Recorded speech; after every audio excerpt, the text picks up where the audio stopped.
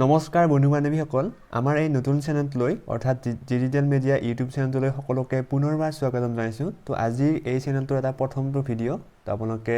যদি আমাৰ চেনেলটো সাবস্ক্ৰাইব কৰি ৰাখিব বিচাৰিছে তেতিয়াহ'লে এই চেনেলটোত কি পাব মই আপোনালোকক জনাই দিম প্ৰথমতে তো আপোনাৰ স্কলাৰশ্বিপ সম্পৰ্কীয় বা পিএম যোজনা বিভিন্ন ধৰণৰ আপোনাৰ চৰকাৰী গভৰ্ণমেণ্ট স্কিমবোৰৰ কথা গম পাব আৰু আপোনাৰ জব কাৰ্ড সম্পৰ্কীয় বিভিন্ন ধৰণৰ কথা গম পাব এই চেনেলটোত যদি আপোনালোকে এই কথাবোৰ জানিব বিচাৰিছে তেতিয়াহ'লে আমাৰ চেনেলটো সাবস্ক্ৰাইব কৰি ৰাখক আজিৰ পৰা কাৰণ এইটো আজি হৈছে প্ৰথম ভিডিঅ' এই চেনেলটোৰ তো ইয়াত আপোনালোকে চাব পাৰে যে প্ৰথম আজি ভিডিঅ'টোত মই আপোনালোকক কৈ দিম যে অসম চৰকাৰৰ ফালৰ পৰা এটা নতুন ঘোষণা কৰিছে যে স্কুল কলেজত পঢ়ি থকা ছাত্ৰ ছাত্ৰীৰ বাবে এটা ভাল খবৰ কাৰণ প্ৰায় 2000 কোটি টকা ইতিমধ্যে ঘোষণা কৰিব অসম চৰকাৰৰ ফালৰ পৰা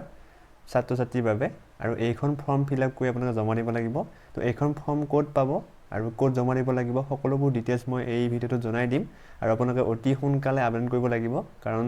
লাষ্ট ডেট বেছি দিন নাই যথেষ্ট কম সময় আছে তো আপোনালোকে আবেদন কৰিব লাগিব তো ভিডিঅ'টো ভালদৰে চাই থাকক মই সকলোবোৰ জনাই দিম তো আহক আমি আজি ভিডিঅ'টো আৰম্ভ কৰোঁ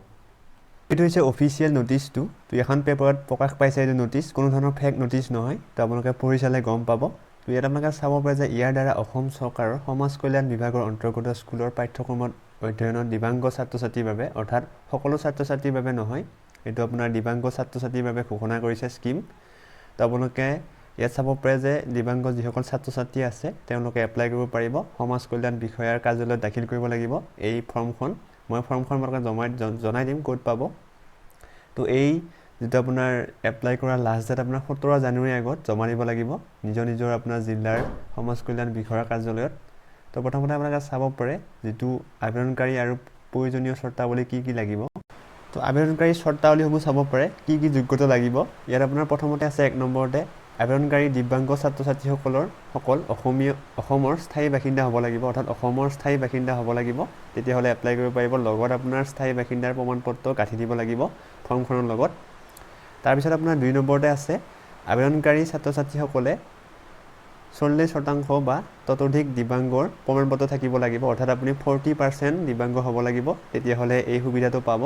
লগত আপোনাৰ যিখন স্বাস্থ্য বিভাগৰ প্ৰমাণপত্ৰ আছে সেইখন গাঁঠি দিব লাগিব আৰু আবেদনকাৰী যিকোনো স্কুলত অধ্যয়ন কৰি থকা হ'ব লাগিব অৰ্থাৎ আপুনি পঢ়ি থকা হ'ব লাগিব পঢ়া শেষ হ'লে আপুনি নাপায় পঢ়ি থকা হ'লেহে পাব আৰু আপোনাৰ নেক্সট আছে আপোনাৰ আবেদন পত্ৰৰ লগত একপি পাছপোৰ্ট আকাৰৰ ফটো গাঁঠি দিব লাগিব আৰু আবেদনকাৰী প্ৰপত্ৰসমূহ অধ্যয়ন কৰি থকা শিক্ষা অনুষ্ঠানসমূহৰ মুৰব্বীৰ স্বাক্ষৰ সম্বলিত হ'ব লাগিব অৰ্থাৎ আপোনাৰ হেডমাষ্টাৰ বা হেড প্ৰিন্সিপালৰ আপোনাৰ স্বাক্ষৰ লাগিব তাত যিখন ফৰ্মখনত আৰু এইখন ফৰ্ম চাব পাৰে